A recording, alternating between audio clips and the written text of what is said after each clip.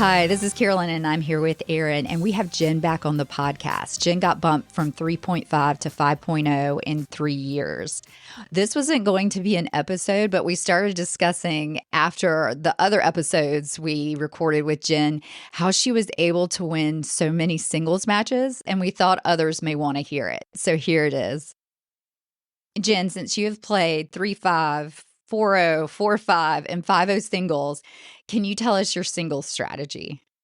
Yeah, I think that, a lot of rec players have the wrong mindset is kind of my point of view. And I bet you a lot of pros out there are going to disagree with me. But, I have just, shown that I can win at singles and women's recreational tennis. And I have done it through consistency. And, I learned from y'all's podcast that even at the professional level, most points are lost by an error, not won by a winner. Even, if Djokovic can't win a match, on more on winners, I'm not going to be able to. So I've taken the, the strategy of, I do not ever aim for a line. I'm aiming 3 feet inside the line. I am really trying to just get a lot of balls back. And I have found that at 3-5, 4-0, 4-5, and, even a couple of 5-0 doubles, singles matches, this is all singles, that I've been in, you will win more than you will lose. And they will hit some winners. But you kind of just say, yeah, good shot. And I'm going to go back to the next point, being consistent. And I have found a lot of success that way. So I think that people really should come into a match more with a mentality of getting, finding a ball. I want you to find, as a singles player out there, I want you to find a ball that you can hit 90% of the time in and safe, that's a good, still be working toward a good, deep, ball, but don't let it be within a foot of the line. Do not think of it as like, I'm going to put this ball away, they're not going to get to it. Don't even worry about that. If you can hit a ball in consistently, deep-ish, a lot of times, you will win a lot of matches. So what I was saying before we started recording this was that what I learned, and now I'm upset about it. What I learned was when you have a short ball or an attackable ball, right? Then you come in and you do something with it. So I learned basically like do patterns, set up your point. But then when there is a short ball, like let's say inside the service box, you have to do something with it. You've got to finish the point. And that was what my pro's mentality was for years. And Carolyn had the same pro. And yes. What Jen is saying is still be consistent with that ball. Don't think of it as this ball. I think of it as I have to kill this ball. And usually what happens to me is I kill the ball to the back fence or 3 feet over, 3 feet out or whatever. So I lose. I actually played a woman who's super consistent that you guys both know. And I won the first 3 games and I was like, I am rolling now. And I did not win another game after that because she hit just consistently, back in the court. Every ball came back in the court, no matter if it was short or deep or whatever, but every single ball. And I kept thinking, I've got to put it away. I've got to put it away. And I did not win a single game after that. So yeah. And when I come forward, when I get a short ball, I'm going to try to, now, if you've got a phenomenal approach shot that you can hit consistently, by all means hit that. But I haven't found many ladies, in any of these levels I've played at who can do that super consistently.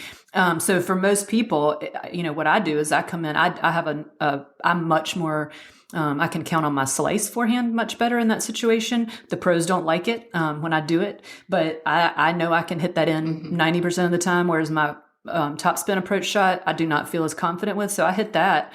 And I hit it with that same mentality of like, yeah, I'm going to try to challenge the person. I don't want to hit like an easy ball to the middle, but I'm not going to hit a ball that I'm not pretty sure, very sure I can hit in. I want to hit a ball that I know. And if all you can hit in, if you're at a level, if you're a 2-5 or a 3-0 and you only know that you can hit on a pop-up ball, I would encourage you to hit that pop-up ball. Know in your head what your opponent's weaker shot is. Let's say that they have a weaker backhand. Hit them a pop-up ball to their backhand. You're still in a better position.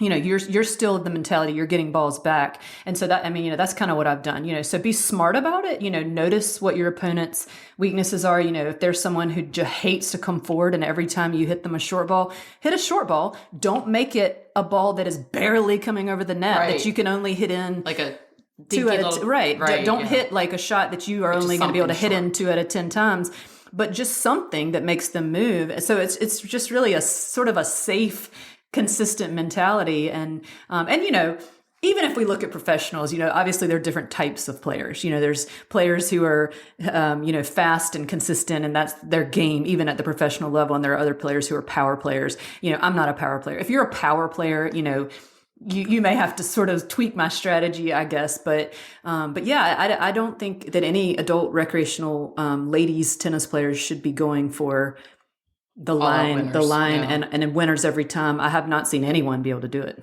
Yeah.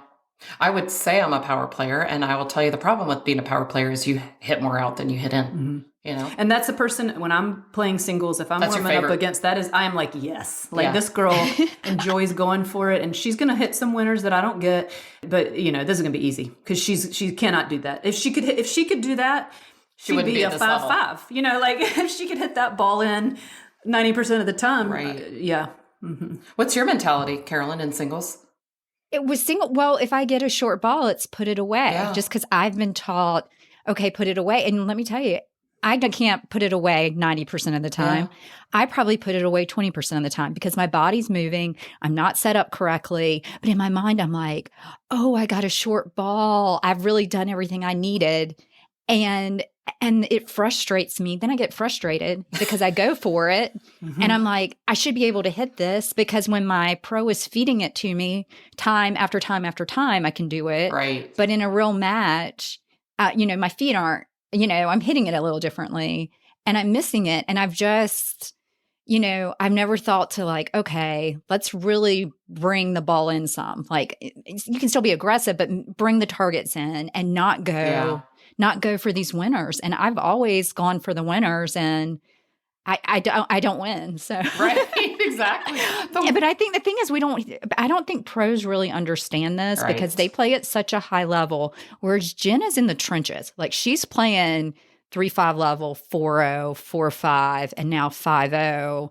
Like she's seen it. I mean, she's seen. I think that I believe I've played 76 for USTA singles matches, and I'm 72-4. Wow! And so I have tested this theory, and it it's pretty effective.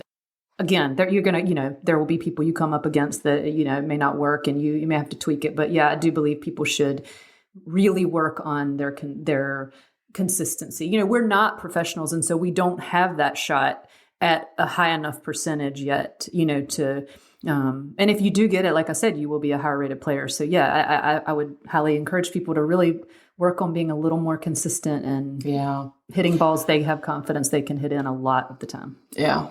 I'm still going to be mad that it's that muscle memory of like, it was just so ingrained. And I remember bumping from 3-5 or watching when I was probably a 3-0, watching a friend of mine who maybe just got bumped to 3-5 and she was, just got bumped to 4-0 from a 3-5. And I remember her walking off the court and she walked past me and she was like, every short ball that I gave that woman was a winner. Like she, she felt like that was the difference between 3-5 and 4-0 singles was that 4-0 players would put it away if they recognized either a short ball or a ball that they hit like a deep to someone's backhand, that they would come in on. And so it's been in my mind for so many years. And now getting to know Jen and hitting with Jen a lot more and watching her progression from those up through the ranks, it's like, yeah, the pros, whatever somebody knows the numbers, but it's something like, maybe a 3 or 5 ball rally is typical.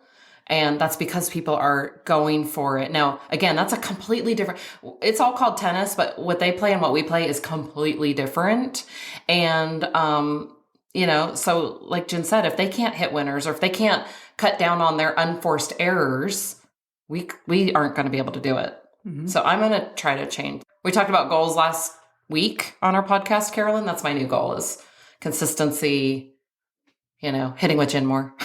It's a strategy to try. We all get out on the court and try different, and you may have to tweak it. You have to say, oh gosh, I've run up against another player who's doing the same strategy and she's faster and younger and more athletic than me. Like I'm going to have to do something different. And so, this isn't just a catch all, but I do think that I don't think people think about it enough. I would like to enter this in as like another sort of way to play that people work on it in your clinics. Maybe go to a clinic and don't see how hard you can hit it. And cause that's fun. We all love to go and cause it doesn't matter, who cares if I hit it out, but like maybe go and say, I want to see how many, maybe I can try to have fewer than 5 errors all day today. Or, it's just a different way to think about your game.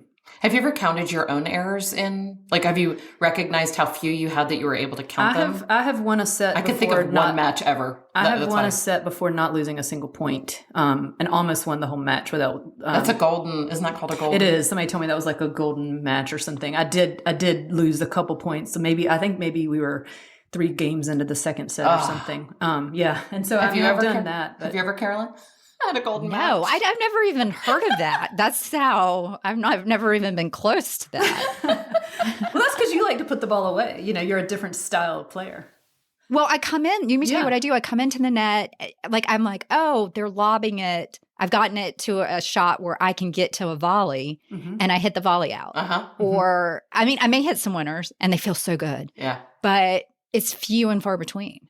Like, this is kind of a different way to think. And Jen is very athletic. So she can move. She can get to things.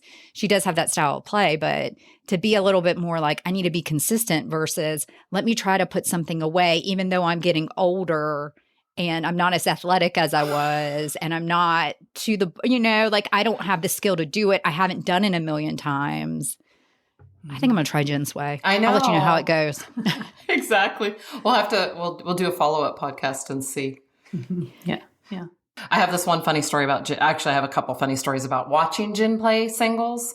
One is a friend of mine. We were out watching. It was a summer singles match because I remember it was like after dark, and I think we were like having a drink at our club and just watching Jen play because we enjoy it. And this poor woman she was playing against, there was just nothing she could do. And so my friend Canna and I were like, that woman needs to just get into the net, like try to put balls away because she wasn't going to outlast her. So we kept saying like, why is she doing that? Hit 2 balls and come in. Like hit 1 ball and come in, do something different. But then the same thing kind of happened. The other funny story was the same thing sort of happened to Jen in a match where she voice texted us after because she had such a long story about, she actually had to finally change her mentality from being consistent because she came up against another Jen basically. Mm-hmm. So she would hit 200 and some balls with it. Like, I counted. Do you want me to tell? Yes, please. So she's right. I was like reluctant to tell this, but I did. I ran up against somebody who kind of played my game better than I did, and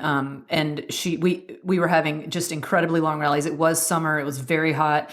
She was younger than me, and I was counting rallies, and many were over 100 balls, but the one that I counted one that was 278 balls, and I lost the point. And I really was in that match trying to move her.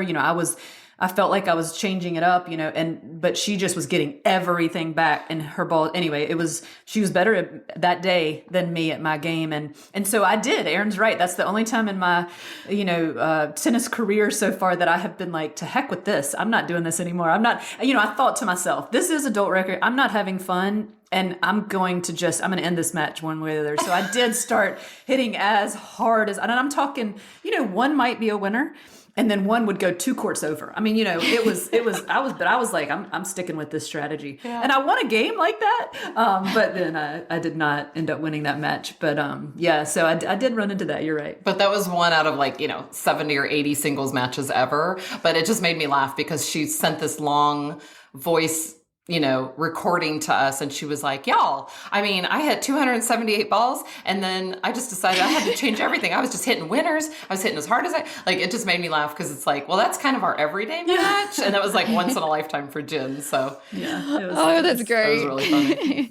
That was not my favorite match. No. She did a great job. She was a great player that day. Yeah. Yeah. How long did that match take? How long? The first set was a very long set because we were both doing that strategy. But no, once I switched to that maybe a couple games into the second set, and then it was over very fast. The first set was well over an hour. Was it a set tiebreak, or what were your scores? Do you remember? I don't remember. No. For close first set, I don't remember if it went to a tiebreaker, if it was just 6-4 or 7-5 or something like that. But and then the second set wasn't, because once I started doing that, I think I won one game and then no more. What did she say to you after? Was there any awkward? I think she said you could have done that much earlier and saved us some time, but nicely. I mean, we had a great, as a joke. We had very good rapport and good. Okay. She was kind of kidding, like, why didn't you do that and save us, some energy and heat, exhaustion, and everything else. Yeah. Could you imagine? I told Jen this. I don't know how many points there would be in whatever I'm sure I could do the math quickly, but I won't. But whatever a golden set or a golden match would be, however many points that is. But I don't think I've hit 200 and what'd you say, 78 balls in an entire match. And she was talking about 1 point. 1 point, yeah. 1 point. That's so crazy. That's so crazy. Yeah, that's amazing. Would you ever do that, Carolyn? You never would. You would rush the net. You would just rush into the net.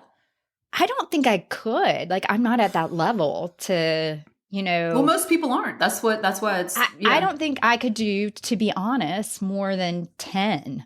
Oh, I've seen you hit. Could I do more than 10? Yeah, you can. Even if it's hit directly to me? Yeah, you can. Could I do 20? Yes. Maybe not 30? Right now, but this spring you're going to. You can hit 20. What do you think yours My is, shot tolerance? Aaron? Yeah. If I was pretending like I was just hitting against a friend and that I was not hitting a winner, I think I could have I could definitely do 10. Oh, we just did 100. We just did, yeah. I mean. 100. Okay, wow. Yeah. But here's the difference between Jen and I too. I wouldn't do 100 in 1 point because I know that I still have 70 more points to play out or whatever Yeah, I don't have the stamina for it either. Yeah. So you have to do what Jen did, which is stamina, nutrition, everything involved to do it. Yeah. That's crazy. That's awesome. I know, but that's good. That's really good single strategy. And it's good. Carol and I are both going to play a lot of singles. So we're going to try to implement some of this, a lot of it. Yeah. Yeah. We'll let you know how the Jen strategy goes. Yeah. Maybe some of the listeners will try it and let us know. I know, but they better not try it against us. Right. Yeah. Don't do it against us. We can't have two people doing that. Yeah, that's true. Yeah. This is just for us. Never mind. Don't put this out. Yeah. This is not going out. Thanks again to Jen for coming on the podcast. If anyone listening tries Jen's single strategy and it works, please let us know. Also, contact us if you've ever had a golden set or a golden match because we'd love to hear about it. You can contact us on our website, which is secondservepodcast.com. Thanks so much for listening and hope to see you on the court soon.